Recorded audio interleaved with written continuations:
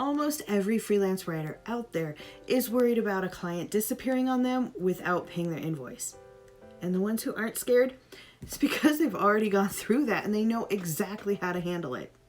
Is there something you can do to protect yourself?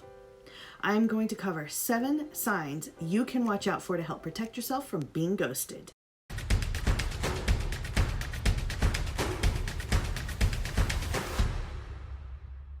Hi, I'm Naomi.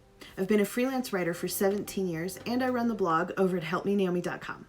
I offer down-to-earth advice for writers who want to get paid. And right now, I am going to give you 7 warning signs you can watch out for to protect yourself from getting stiffed on a job. And before I forget, please hit the subscribe button and the little bell so you'll get notified whenever I post up a new video. So let's talk ghosts. Or rather, let's talk about getting ghosted. 44% of all freelancers in 2017 reported having been stiffed on an invoice at least once. That's a pretty bad statistic.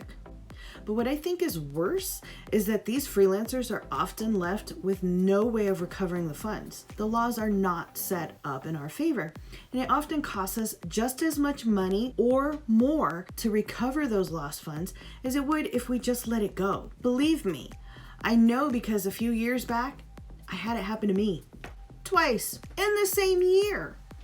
And both times it was for a 5-figure project. So you better believe I tried to get that money. That is not an easy battle to fight.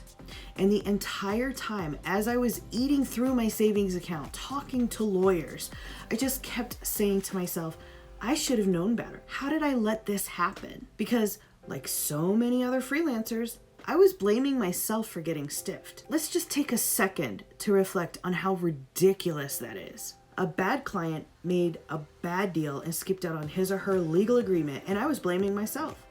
Freelancers blame themselves for it. That's like a restaurant blaming itself because someone ditched out without paying for their meal. Restaurants don't do that, right? And neither should freelance writers.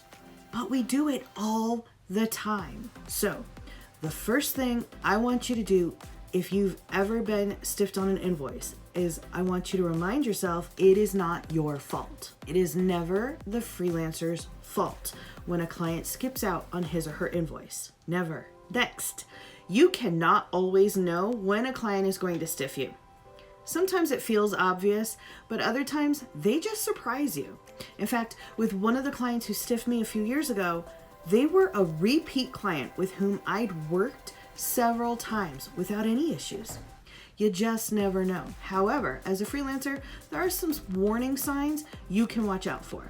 First, almost bully-like negotiations during estimates and proposals.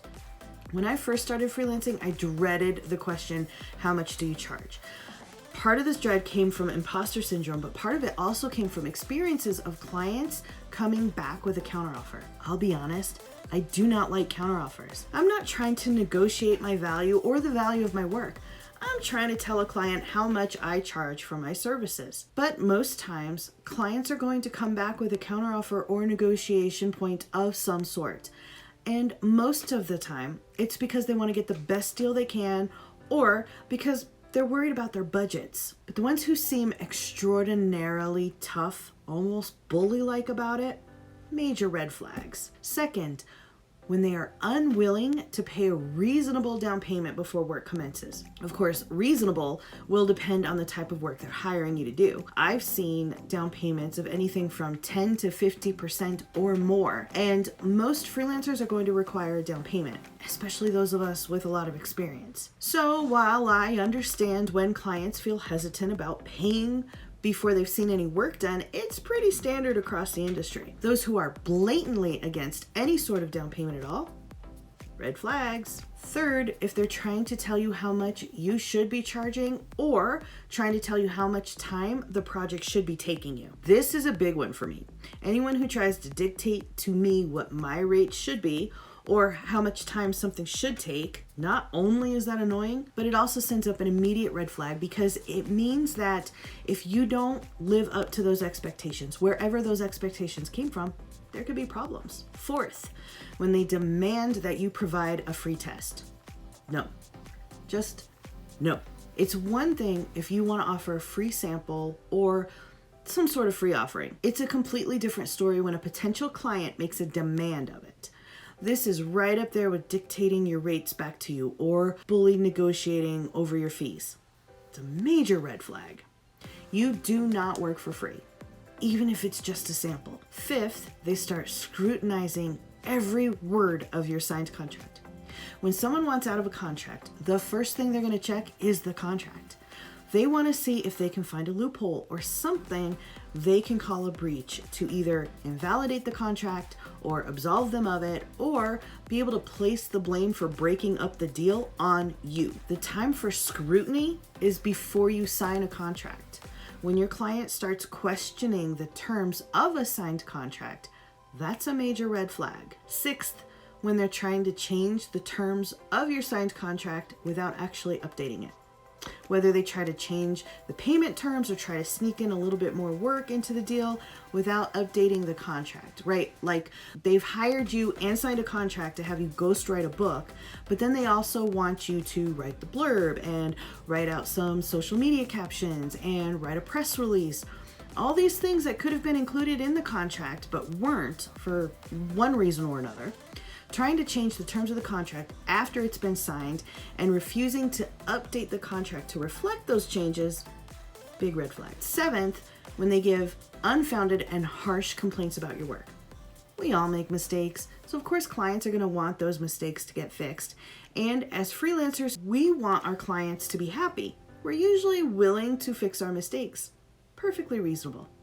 But when a client's complaints are unfounded, for example, maybe they started accusing you of plagiarizing when you know you didn't. Or maybe they started complaining that you didn't check in often enough, even though you were checking in several times a week. That's a pretty big red flag. And then, of course, the ultimate sign that a client might be planning on skipping out on his or her invoice is when they stop responding to you, to your messages, to your calls, to your emails. They just stop. You send them some work for their review, or you send them an invoice, finished or not, and never hear from them again. Of each of these signs, this is probably the hardest one to have to face, because by the time this one happens, you've already been invested. You've already been working on the project quite a bit, and you've probably already spoken to the client several times. You might have already started thinking of the client as a friend before they ghosted.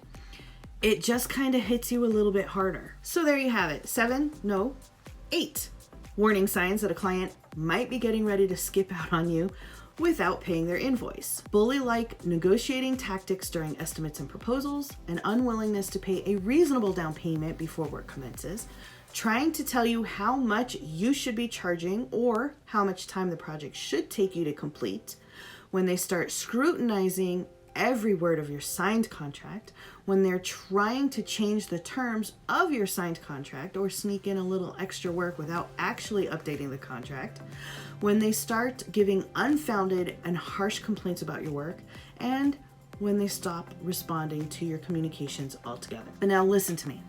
I don't want you to take this list and start canceling contracts every time a client does one of these things, okay? Do not go back and call that client that was kind of a bully to you a couple of weeks ago and fire them before they have a chance to ghost on you. These are warning signs, not indicators. Even the client who stopped responding to those emails could have a valid reason for missing those emails. If you have a client you think is about to try to skip out on an invoice, there are things you can do to try to stop that from happening. And I'm going to cover those tips on how to help make sure your client pays you on time in my next video. So be sure to check that out. Now it's your turn. Have you ever been stiffed by a client? What'd you do? Go ahead and share your story with me in the comments, and don't forget to click that subscribe button. I will talk to you soon. Bye.